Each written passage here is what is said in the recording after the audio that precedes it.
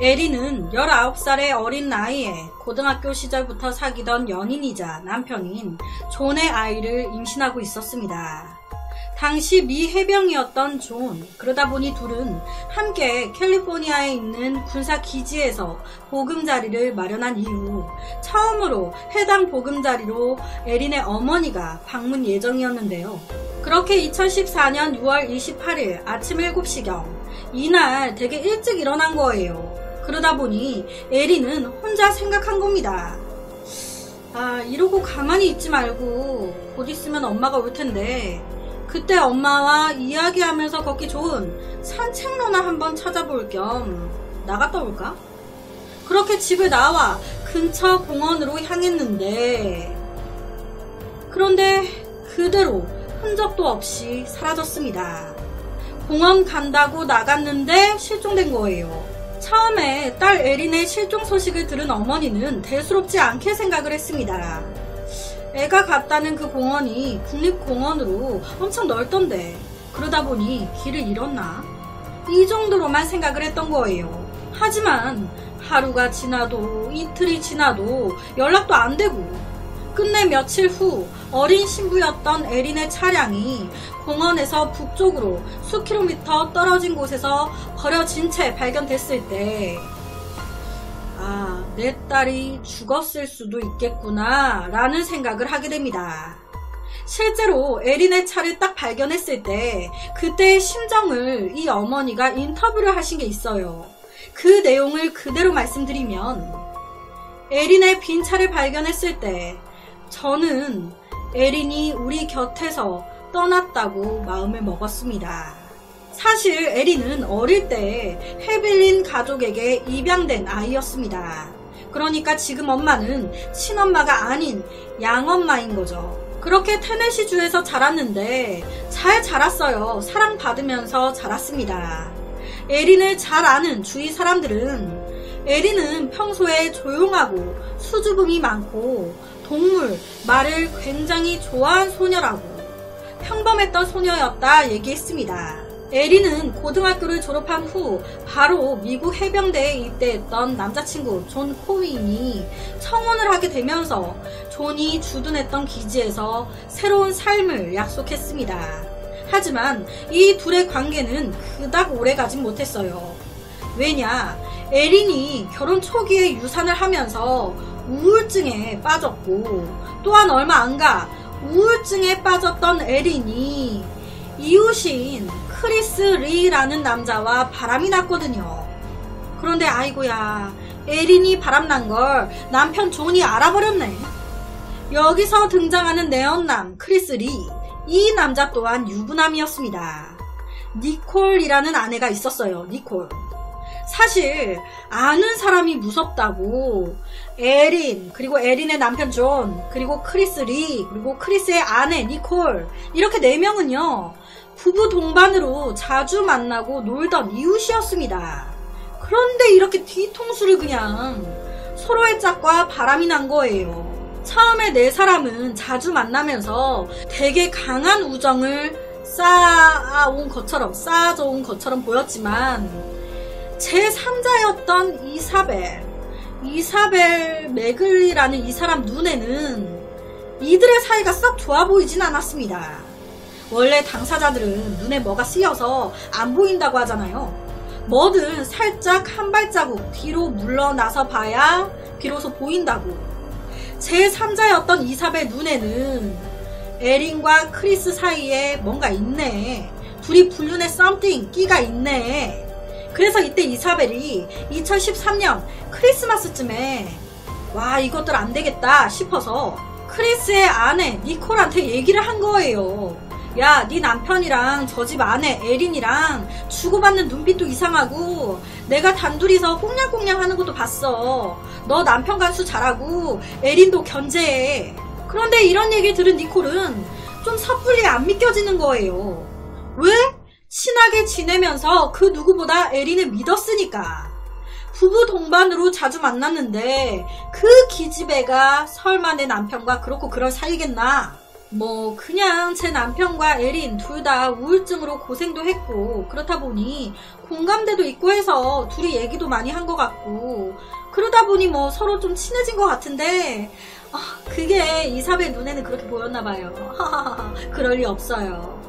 보도에 따르면 내연남 크리스는 당시 아프가니스탄에서의 파병을 마치고 돌아온 후에 힘든 시간을 보내고 있었는데 당시 유산으로 힘들어하던 에린과 사이가 가까워졌다고 합니다.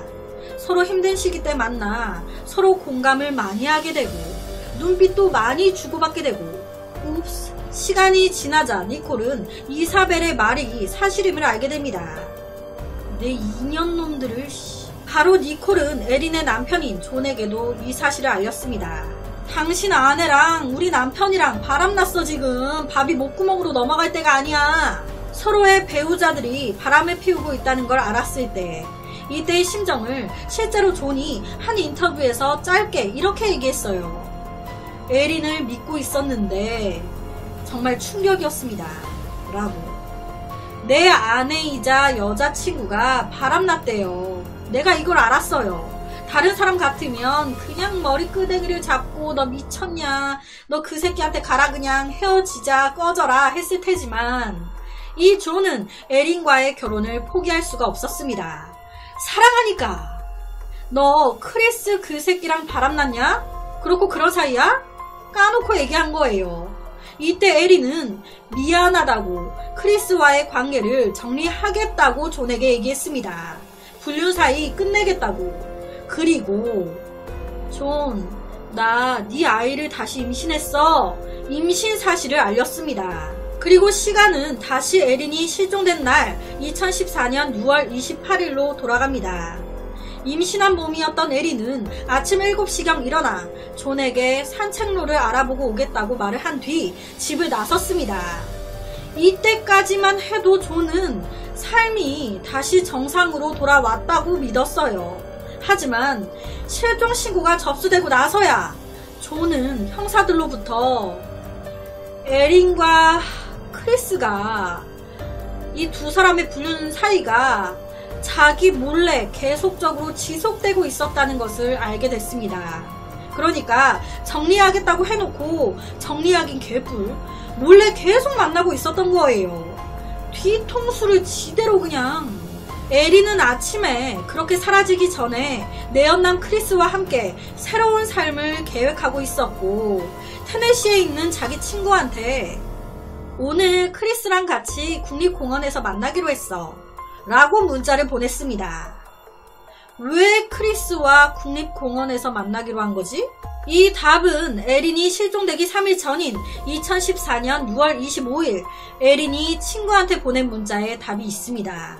이날 에린이 친구한테 이번 여행은 정말 중요해. 크리스한테 국립공원 옆에서 말하라고 했어.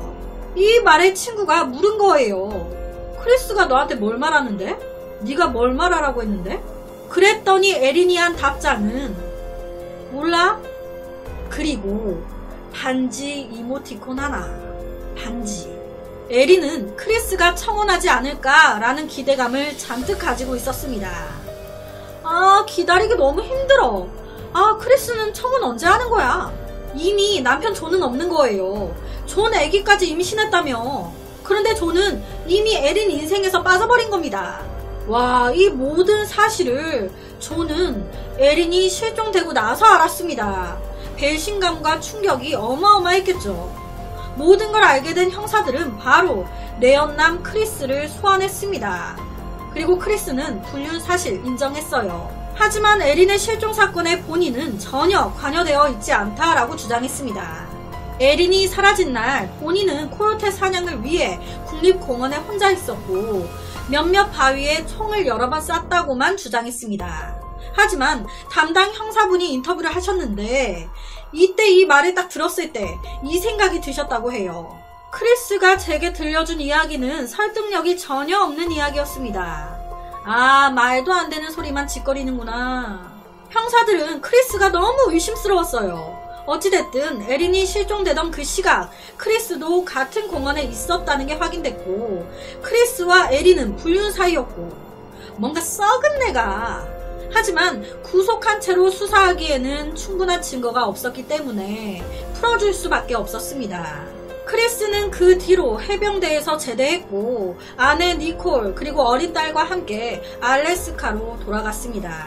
시체를 찾지 못한다면 수사관들은 에린이 살해당했다는 것을 증명할 수 없었기 때문에 그 어떤 것도 할 수가 없었죠. 아, 이렇게 그냥 미제 실종 사건으로 남는 건가? 하지만 여기서 중요한 단서가 하나 나옵니다. 다름 아닌 앞서 잠깐 언급됐던 이사벨. 이 이사벨이 중요한 사실을 알아낸 거예요. 제가 우연히 알게 됐는데 크리스가 자기 친구들한테 국립공원에 가서 아무도 찾을 수 없는 광산을 찾아보자 해서 에린이 실종되기 일주일 전 크리스가 친구들과 국립공원을 갔었대요. 이를 알게 된 경찰은 광산에 익숙한 자원봉사자들의 도움을 받아 국립공원 주변 광산을 꼼꼼하게 수색하기 시작했습니다. 옆에가 실제 당시 수색 사진이에요. 그런데 아무리 수색해도 아무것도 안 나와. 그러다 보니 수사관들은 2014년 8월 16일 이날 수색을 마지막으로 수색을 전면 중단할 계획을 세웠습니다. 그렇게 결실을 맺지 못할 것 같았던 수색의 마지막 날 자원봉사자들은 옆에 이곳에 카메라가 달린 양동이를 사람이 다가가기 힘든 광산 아래로 내려보냈고 정말 기적처럼 마지막 수색날 그곳에서 사람 시체처럼 보이는 것을 발견했습니다. 2014년 6월 28일 아침 실종됐는데 2달 정도 후인 8월 16일 시신을 찾은 거예요. 당국의 엄청난 노력 끝에 폐광 속에서 에린의 시신이 수습됐습니다. 19살이었던 어린 소녀를 누가 이렇게 차가운 광산에 버려둔 걸까? 수사는 급속도로 진행됐습니다. 사건 담당 검사는요, 실제로 이렇게 얘기했어요. 광산의 갱도 안에서 크리스와 연관 지을 수 있었던 증거들이 너무 많았습니다. 크리스가 에린을 죽이지 않았다면 누가 봐도 범인으로 몰려 세상에서 제일 재수없는 사람이 됐을 정도로. 우선 그 증거 중에 하나가 핸드폰. 이 핸드폰 위치 추적을 딱 해봤더니 와, 같은 시간 크리스와 에린 위치가 같은 곳으로 뜨네. 범행 예상 시간에 둘이 만났었네. 크리스 경찰 조사할 때는 만난 적 없다더니 거짓말했네. 왜 거짓말했을까? 캥기는 게 있으니까 했겠지. 이게 딱 걸렸고요. 에린이 죽기 직전에 크리스가 동네 가게에서 여러가지 물품을 산 게 확인됐어요. 노끈에 테이프에. 그런데 딱 이 물품들이 에린의 시신 주변에서 그대로 발견된 거예요. 에린의 목에 노끈이 감겨 있었고 입에 테이프가 붙여 있고, 노끈이나 테이프를 쓴 사람이 크리스 뿐이겠나 라고 생각하실 수도 있는데, 와, 크리스의 차에서도 쓰다만 똑같은 노끈에 테이프가 또 발견됐네. 지문까지 나왔네. 이 외에도 크리스가 범인이라는 증거가 엄청 많이 발견됐습니다. 부검 결과 19살의 눈을 감은 에린은 둔기 외상과 교살로 인해 사망한 것이 밝혀졌습니다. 그렇다면 여기서 참 궁금한 게 크리스는 왜 에린을 죽였을까? 법정에서 크리스가 한 말은 사건 당시 에린이 갱도에서 자기 딸을 괴롭혔다 혹은 크리스의 딸을 괴롭히겠다 라고 말을 했다는 겁니다. 그 말을 듣고 열받아서 죽였다 라고 얘기했습니다. 하지만 검찰이나 형사들은 그렇게 생각하지 않았어요. 혹시 에린이 당시 임신 상태였는데 그 아이가 남자친구 존이 아닌 당신 아이였고 그 아이를 빌미로 발목을 잡으니 걸림돌이 될 것 같아 죽인 거 아니야? 이 부분에 대해서 크리스는 아무 대답도 하지 않았다고 하는데요. 결국 크리스는 1급 살인으로 2016년 11월 3일에 종신형을 선고받고 감옥에 있다고 합니다. 참 불륜의 끝을 보여준 사건 같아요. 결론은 누구 하나 죽어 끝나. 크리스가 에린을 죽인 진짜 이유는 뭘까요? 남겨진 남편 존과 크리스의 아내 니콜, 그리고 남겨진 유가족들의 충격이 장난 아니었을 것 같습니다. 옆에는 존 사진이에요. 그래서 오늘은 2014년 미국에서 벌어진 한 살인사건을 가지고 왔습니다.